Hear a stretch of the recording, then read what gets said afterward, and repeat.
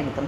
এখন আপনি যে কথাটা বললেন আর কি, যে ব্যক্তি রবীন্দ্রনাথ, আমরা কিন্তু মানে রবীন্দ্রনাথকে দুভাবে বিচার করতে পারি।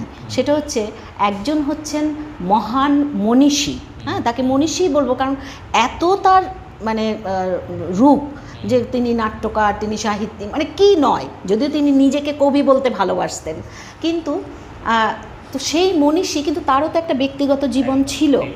এবং এটা মানে বলা যেতে পারে যে আমাদের মানুষদের সবচেয়ে খারাপ দিকটা হচ্ছে তাই, যে আমরা মানুষের গুণাবলী নিয়ে আলোচনা করার চাইতে তার খামতিগুলো নিয়ে আলোচনা করতে বেশি ভালোবাসি। এবং রবীন্দ্রনাথের মতন এরকম একজন মহান ব্যক্তিত্ব, তাকেও কিন্তু এগুলো মোকাবেলা করতে হয়েছে, তার জীবিত অবস্থাতেও, মৃত্যুর পরেও কিন্তু সেটা বন্ধ হয়নি। সেটা আমাদের দৈন্যতা, আমি মনে করি যে সেটা আমাদের দৈন্যতা।